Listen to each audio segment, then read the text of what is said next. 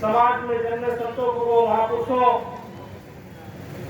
के चरणों में श्रद्धा सुमन अर्पित करते हुए आज इस कार्यक्रम के मुख्य अतिथि हम सबके हुआ आदरणीय बाबू सिंह कुशवाहा जी का मैं स्वागत करता हूँ, अभिनंदन करता हूँ।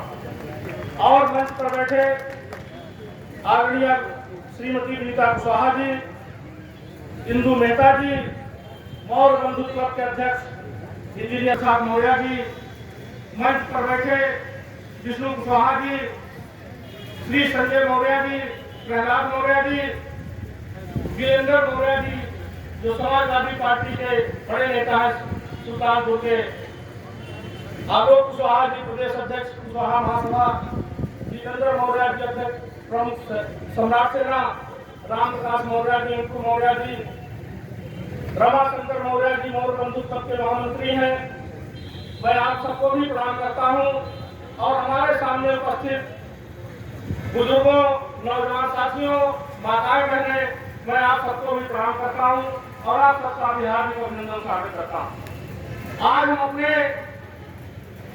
महापुरुष की जयंती मना रहे हैं, हम अपने पुरखों की जयंती मना रहे हैं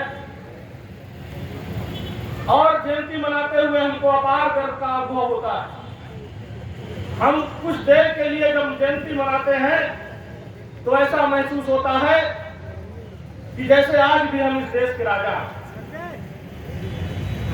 लेकिन जब हम इस देश के राजा हुआ करते थे और सम्राट चंद्रगुप्त मौर्य जब उन्होंने लड़ाई की शुरुआत किया था तो बहुत मजबूत लड़ाई लड़ने के बाद उन्होंने सत्ता प्राप्त की थी और पहली बार पूरे अखंड भारत में अगर राज्य करने का काम किया था तो सम्राट चंद्रगुप्त मौर्य ने किया।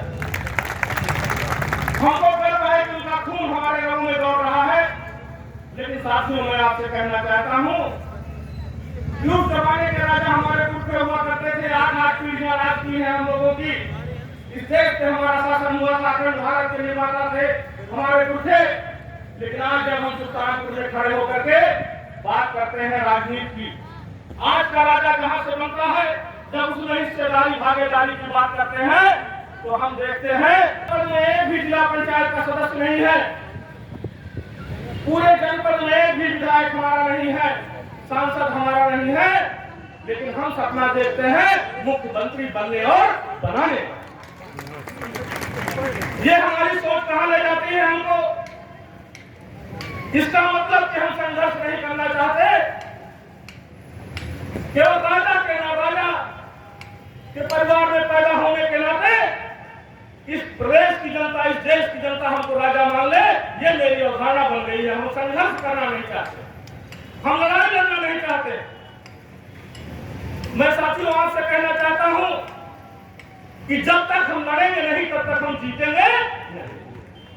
जीतने के लिए लड़ना पड़ेगा और लड़ने के लिए हमको संघर्ष करना पड़ेगा।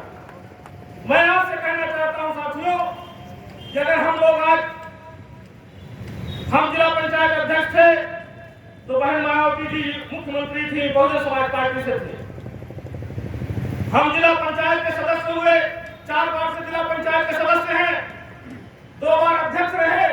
तो हम किसी दल की बदौलत रहे, किसी दल के आशीर्वाद से रहे। लेकिन उस दल के आशीर्वाद के बाद भी अगर मेरा समाज मेरे साथ न होता तो शायद मैं अपने पद को प्राप्त नहीं कर सकता था। लेकिन मैं अपने समाज को वोट नहीं दूंगा, लेकिन मैं अपने लोगों से जरूर कहना चाहूंगा कि हम तब तक सत्ता नहीं प्राप्त कर सकते जब तक हमारे अंदर कोई भी लड़ाई लड़ने के लिए जीरो शुरुआत करनी पड़ेगी।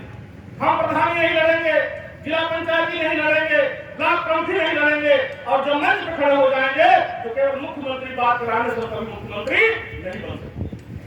हमको लड़ना पड़ेगा। अभी चेयरमैनी का चुनाव है।